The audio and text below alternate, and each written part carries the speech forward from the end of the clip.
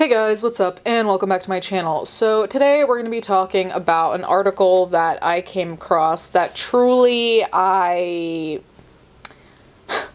just going to get into it because I don't really have the accurate descriptors at the moment.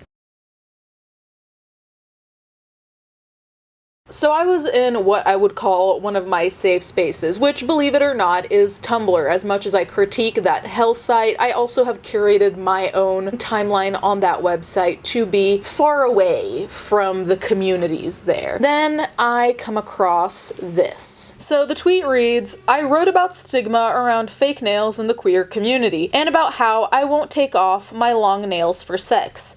Tinder link in bio." So I'm troubled by a lot of things here. First of all, the Tinder link in bio, this was written, the article, in 2018, so I know that that was a different time, but as someone who was on Tinder back in 2014, I guess social media was in a different place as well, but I didn't know that Tinder links in bios were a thing, and frankly, just putting that on the internet, giving people your general location when you're making a tweet that will get responses, that will potentially be negative, is not a good idea. So I'm hoping that this link was a troll and it went to something else, because truly you're just giving people your location when you know a lot of people on Twitter are about to disagree with you, and there's no such thing as a rational argument on that platform. So anyway, the stigma around fake nails. Now, if you've been following me for a while, you know that typically I wear fake nails. As someone who's been wearing fake nails for basically 10 years, I have stuff to say. When I'm around a cute girl, I'm always aware of my hands. No, I'm not obsessing over where they are in relation to her skin. I'm literally preoccupied by the way they look. Hands tell a lot about a person. When you're wondering about a person's relationship status, you look for a ring on their left hand. When you see tattoos on someone's hands, you know they're probably at least a little edgy. And for queer women, when you see stiletto acrylic nails on a woman's hands, you probably assume she's straight. I've never made this assumption, it's never come to mind for me, and I don't know if this is a bi thing compared to other people in the queer community. Cannot speak for them, cannot speak for all the bis either, I'm just saying me. I've never come to any conclusions via someone's hands. Now, obviously, there are some appearance indicators that you might say, okay, this person might be because thing XYZ. But didn't we also all agree to not judge each other based on our looks? Now, granted, based on where you live, there might be certain tells to say that you're in the community without straight up saying it due to safety reasons, potentially, depending on where you live. And also just to indicate, in case someone is interested, that they know that you are also X, Y, or Z. But as a general rule, not everyone is in on the memo, or if there's been a memo circulating, can someone send it to me, because I've not been receiving it. I thought the whole don't judge a book by its cover was a thing we were supporting, and to come to a solid conclusion I don't think is a good idea for anyone. The obsession around fake nails for queer women has a lot to do with one thing: sex. Since sex between two cisgender women often involves digital penetration, short nails are considered standard for all queer women. By many, they are considered safest for sex. Short nails then have become a tell for figuring out a woman's sexuality. That's why my hands always occupy someplace in the back of my mind when I see a cute girl, because I am a queer woman whose hands look straight, at least to many other queer women. That's because I love fake nails, and I'm not alone. I feel like long fake nails are a crucial part of my femme identity, and without them, I don't feel like me. Plus size fashion blogger and ready to stare, I didn't even do that on purpose, ready to stare founder Elise D'Alessandro says, "My nails are one way that I express my personal style and femme identity no matter what I'm wearing." And I agree, nails at the end of the day are a form of self-expression, as are fashion or accessories of any sort.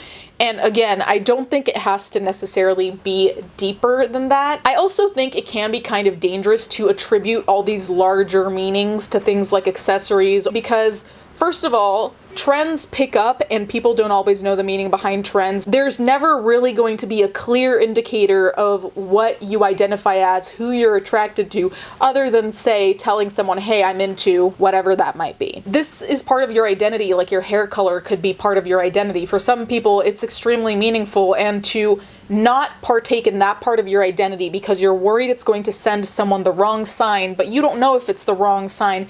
This just seems like a lot of work over something that is effectively, well, in the case of fake nails, literally superficial. I just feel like this is me overanalyzing when I complicate something really easy in my head, and then it turns into this massive thing that it never had to be. As a femme, I'm accustomed to my queerness often being erased by feminine appearance. Women who like women are often confined to social stereotype when it comes to style, and that is even true in queer communities. If you like women, you are supposed to be butch. You are supposed to let everyone, including other queer women, know about your queerness by cutting your hair short, cutting your nails shorter, and cutting the sleeves off your closet full of plaid flannel. Many femmes don't adhere to that expectation, especially to those who love a good mani. As someone who leans femme, I love having long nails to paint. 22-year-old Radhika, who identifies as queer, says, I like how they look with the rings I wear, and they feel powerful and assertive on my hands in a way. Since they're natural, they're not as long as acrylics can be, but longer than the fairly short lesbian standard. The obsession with nails is somewhat of an inside joke in the community. Iconic queer website After Ellen even did the Great AE Nail Survey in 2014 to talk about queer women's nails. In that survey, 90% of women said their nails were short. Only 4% reported having long polished nails like mine. In this chapter of Did This Have to Be a Whole Article? Now, if we're really going to go into the analysis of this in depth, if we're going to refer to scholarship, it's a completely different conversation. But the thing is that you'll see this article stays relatively surface level. Like, we're going to reference a couple of things here and there, but again, it's not really pointing to a larger problem or a larger symptom. On one episode of The L Word, the girls are trying to figure out if Dana's crush is a lesbian. Shane's first word of advice is to look at her fingernails. Are they long or short? Shane asks. They're long and polished, so she's, Dana trails off. Leaning to straight, but we still need more info, Shane says. While Shane won't write off the crush as a straight woman, the first way she thinks of to decode a woman's sexuality is simply by glancing at her nails. Manis are just that defining to queer women. This means being a queer woman with long nails comes with a lot of stigma. My long nails, for instance, are always a topic of conversation with other queer women. My queer friends have often joked about my affinity for acrylics, saying, at least women will know you're single. Okay, that's kind of funny what the friend said about being single. But okay, first of all, why are we relying on the L Word to tell us anything? Don't rely on any show to tell you anything ever, basically, is the general rule. I thought that was a consensus. I mean, of course, there are some wholesome good messages in shows, but truly, when it comes to shit like this, it would be like relying on Sex and the City for advice, and that's just don't. This particular episode of The L Word has a good conclusion of we still need to see what's what, because having long nails, short nails, whatever, let's not jump to conclusions. Also, let's not forget the fact that it could be related to your job, for one, but okay. I also don't know how much I agree with using the term stigma here, because if we really think about the term stigma, a lot of more serious conversations come to mind. We're not talking about nail polish and nail length. Also, I feel like stigma, at least for me, and I could be wrong, has the implication that it's kind of out of your control. Like, you being disliked or looked at differently because you're a woman isn't entirely in your control, right?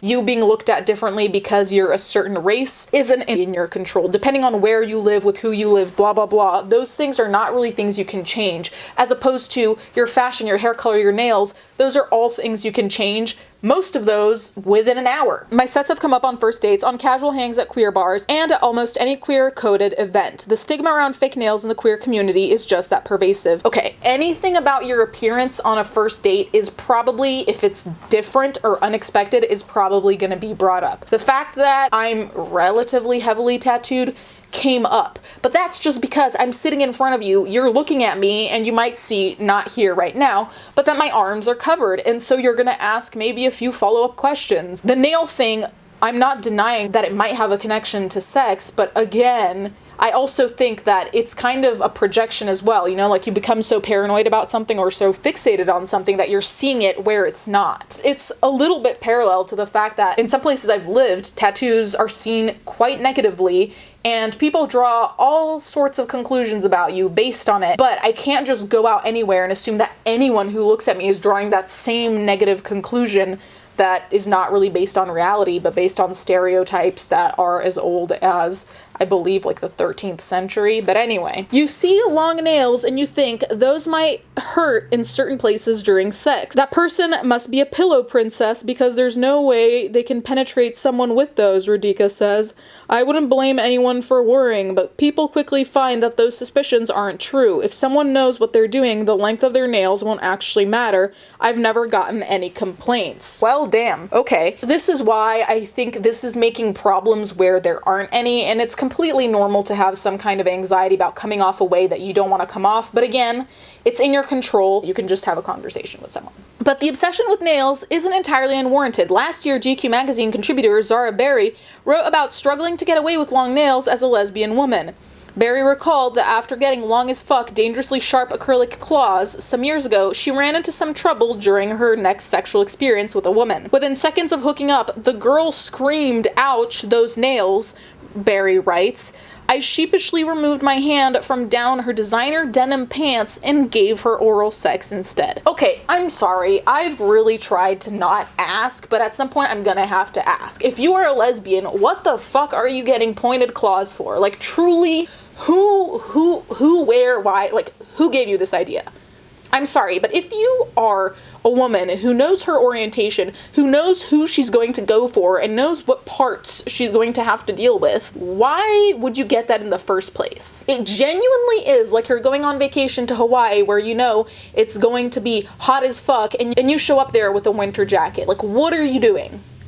At that point, there's no one to blame but you. I'm sorry if that's mean, but also, come on. That was the end of Berry's long nail days. Go figure. But queer women who are drawn to fake nails have found creative ways to keep their power nails while still protecting their partners. Some women say cotton balls and rubber gloves do the trick, placing the cotton over their nails to soften the harsh acrylic. Plus, wearing gloves is also a form of protection for queer women, preventing vaginal fluids from entering the bloodstream through cuts on the hand. Others get lesbian manis, which features all long nails except the forefinger and middle finger, which are cut short. Somewhat silly looking, but effective, and kind of hot. Others insist that nails without sharp points are just as safe as shorter nails. It's just a matter of being aware of your nails. Recognizing that fake nails are a personal choice is so important, and having them doesn't make you any less queer, D'Alessandro says. Judging someone and their sex life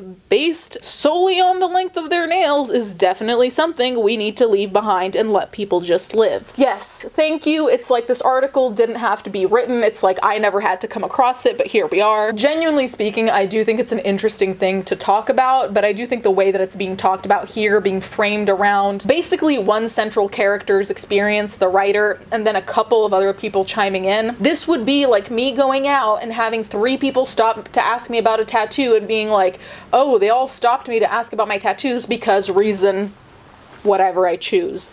We don't even know if that's the reason. And it's also like, okay, well, maybe that day you just ran into those people. You might not run into people like that for a month. The same way, she might not run into people who assume that you're straight or at least not into women because your nails look a certain type of way. This is all so qualitative and not quantitative. Like, we don't have numbers to look at here, so we're drawing conclusions where there aren't that many to be drawn. That being said, if you do get a manicure and all your nails are sharp, except for the ones that matter, that's a different story, because you are sending the signal out there, and I don't know why she doesn't do that now that I think of it. For me, I feel my sexiest and most powerful at my most feminine, and that includes filing my stiletto nails to a point. And while my nails may seem to erase my queerness at first, I really feel my most queer at my most feminine. After all, how many queer women do you see with long nails? It doesn't get more queer or subversive than that. As for sex, don't worry ladies, I have claws and I know how to use them safely. So this is what disrupted my piece on Tumblr. Honestly, I thought that this was kind of silly because, again, I feel like this is finding a problem where there isn't one, and I think you can have a conversation about it and discuss the implications, and that's interesting. But at the end of the day, if you know that it's a problem for you, or like if you know that a lot of women are assuming things about you because they see your nails, first of all, do you really want to be with women like that? But second of all, it's also like, okay, then just get shorter nails if you know what the issue is and you know how to solve it. Anyways, you guys can let me know what you think in the comments down below. I thought this was a little silly. Next video might be about Tate again, unfortunately. So you can let me know how you feel about that Tate. Anyway. Thank you guys so much for watching. Thank you to my patrons as always, and I'll catch you guys next time.